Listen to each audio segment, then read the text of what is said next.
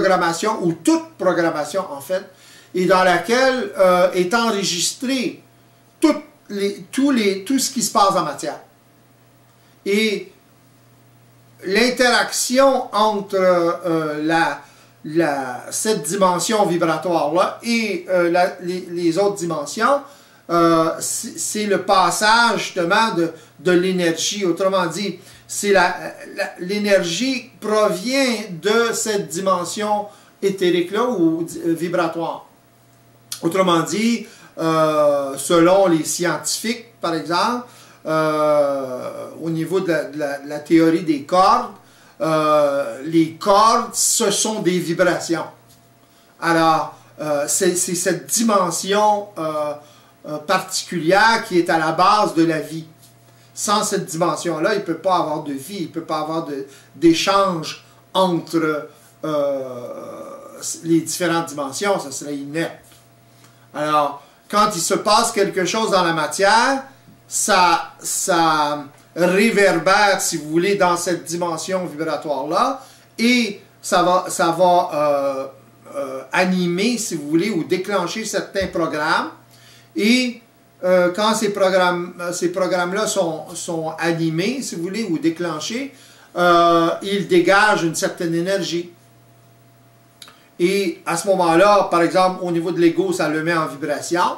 Au niveau d'une fleur, ça la met en vibration aussi. Pas de la même manière, mais presque. Et à ce moment-là, ben, là, il y a un échange, il y a une interaction entre les différentes dimensions, et c'est ce que vous appelez la vie. Alors, tant que l'ego n'a pas conscience de ce qui se passe dans les dimensions qui le composent, dans sa nature multidimensionnelle, alors il est dans le noir. Et s'il sait que partiellement, alors à ce moment-là, il va avoir beaucoup de difficultés à découvrir son mystère ou découvrir les mystères. Même la science aujourd'hui a de la difficulté parce qu'il commence à gratter la surface de cette 5e dimension-là. Il l'appelle la 11e dimension finalement.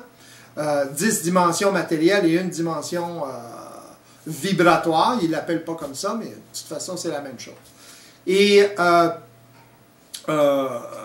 les scientifiques aujourd'hui ne sont pas conscients de cette dimension-là, comme je peux l'être par exemple, ou qu'une personne éveillée peut l'être.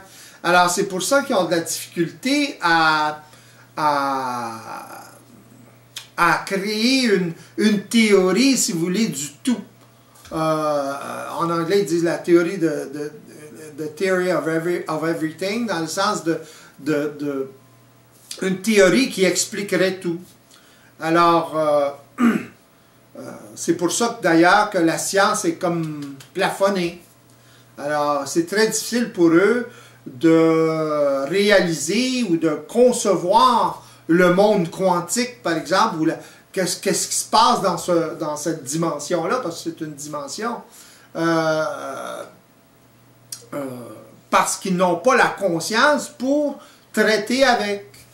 Oui, ils sont très intelligents dans le sens psychologique du terme, intellectuellement, mais il leur manque cette connexion-là. Si vous auriez, par exemple, aujourd'hui un scientifique qui serait éveillé, la science changerait complètement. Alors, je ne sais pas si ça répond à votre question, là.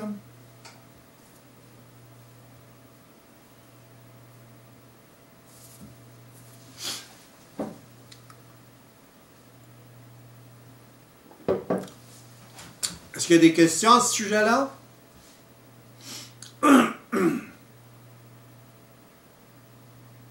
Comme je vous dis, on va y aller relax aujourd'hui. Sans ça, j'arrête pas de parler, puis on n'a pas le temps d'interagir par vos questions ou vos commentaires. Whatever. Alors, j'attends.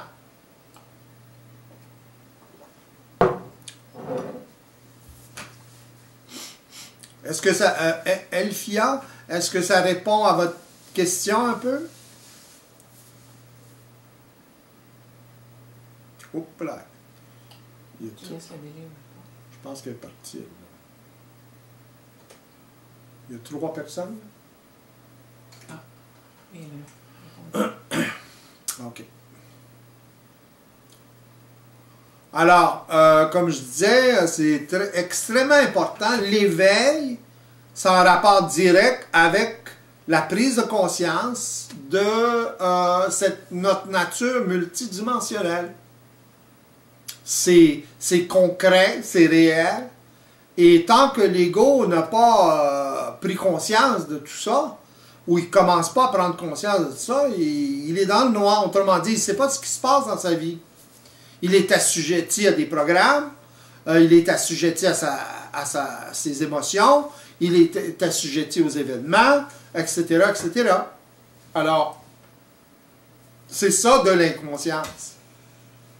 Vous pouvez avoir plein de notions, plein de mémoire, plein de connaissances, mais pas savoir ça. Autrement dit, pas être en mesure de voir ou d'explorer ces dimensions-là, parce que justement, il y a une connexion qui n'a pas été encore faite. Alors, et ce qui empêche la connexion, c'est votre lien avec votre conscience psychologique. Autrement dit, qui est rassurante, évident. Autrement dit, votre lien avec votre programmation. Parce que vous êtes programmé pour fonctionner comme vous fonctionnez. Autrement dit, vous êtes programmé pour fonctionner de façon évolutive, par exemple. Alors, tant que vous ne réalisez pas à quel point vous êtes programmé, justement, et à quel point la programmation gère votre vie, à ce moment-là, vous ne pouvez pas être éveillé, parce que vous n'avez pas conscience de ce qui se passe. Et c'est cette 5e dimension-là qui est en fait pas la plus importante, mais la plus essentielle, si vous voulez. Et qui gère, comme je vous disais, votre vie. Alors, quand l'ego commence à s'éveiller, à ce moment-là, il commence à prendre conscience de cette 5e dimension-là. À partir de ce moment-là, il commence à être en mesure d'explorer les autres dimensions, le temps, l'espace, etc., d'une façon différente. Et cela l'amène à voir à travers des problématiques qui, avant l'avènement de son éveil, il ne pouvait pas voir à travers, autrement dit, il ne pouvait pas s'imaginer. OK, comment favoriser cette connexion? La meilleure façon de favoriser cette connexion, vous êtes en train de la vivre là, en ce moment. Dans le sens que si vous écoutez ce que je vous dis, si vous entendez, si vous saisissez le moindrement ce que je vous dis, et même vous participez à une conférence comme vous faites là, en ce moment, et à ce moment-là, vous favorisez cette connexion-là, autrement dit, vous commencez à prendre conscience tranquillement de cette réalité-là. Quelle réalité? Votre réalité multidimensionnelle. Alors, et votre réalité, et l'effet que cette réalité multidimensionnelle-là a sur vous. Alors, auparavant, ce que vous devez savoir, c'est qu'auparavant, vous étiez géré inconsciemment par ces dimensions-là. Autrement dit, vous étiez géré par votre programmation. Et à cause de ça, à ce moment-là, vous n'aviez pas suffisamment de pouvoir sur votre vie. Autrement dit, vous aviez de la difficulté à gérer votre vie, à gérer vos émotions, etc. Parce que l'ego, à ce moment-là, est totalement inconscient ou partiellement inconscient de ce qui se passe. Alors, il peut être conscient de ses émotions, il peut être conscient qu'il est en vibration, mais ça, tout le monde l'est. Mais savoir au moment où vous êtes en vibration, d'où ça provient, qu'est-ce qui s'est passé, qu'est-ce qui se passe, en fait, c'est une autre paire de manches, autrement dit.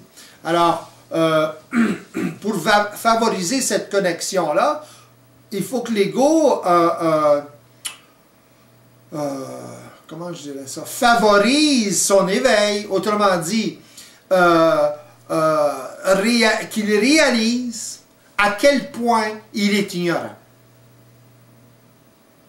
S'il y a une chose qui est importante au niveau de favoriser cette connexion-là, à part d'être en contact avec une personne qui est éveillée, c'est de réaliser à quel point il est ignorant dans le sens qu'il ignore totalement cette nature multidimensionnelle en lui et de quoi elle est composée, de quoi est composée chaque dimension et quelle est l'interaction entre ces dimensions-là. Alors, quand l'ego commence à prendre conscience qu'avant de prendre conscience comme il est en train de prendre conscience, il était totalement ignorant de ce qui se passait, ça c'est une façon, quand il se l'admet, c'est une façon de favoriser cette connexion-là. Mais tant que l'ego croit qu'il n'est pas ignorant, à ce moment-là, il ne favorise pas cette connexion-là. C'est drôle à dire, mais c'est comme ça. Dans le sens que s'il croit qu'il n'est pas, avant de le réaliser, il n'était pas ignorant, à ce moment-là, c'est qu'il dépend encore sur des connaissances ou des perspectives ou des façons de voir psychologiques, évolutives. Alors ça va voiler son regard. C'est ça le problème. Alors ça va défavoriser sa connexion. Voyez-vous? Alors, pour qu'il favorise cette connexion-là, il faut qu'il se situe exactement où il est. Et où il est, c'est dans l'inconscience totale.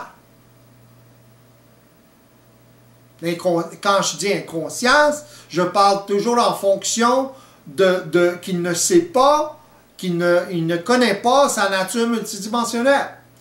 Je ne parle pas de la vie de tous les jours.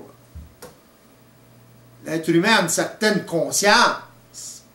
Pareil comme un animal a une certaine conscience. Il n'a pas la même conscience, c'est évident. Mais l'être humain a une certaine conscience psychologique. Autrement dit, une conscience psychologique, c'est une faculté d'observation psychologique qui est limitée, si vous voulez, à certaines dimensions et qui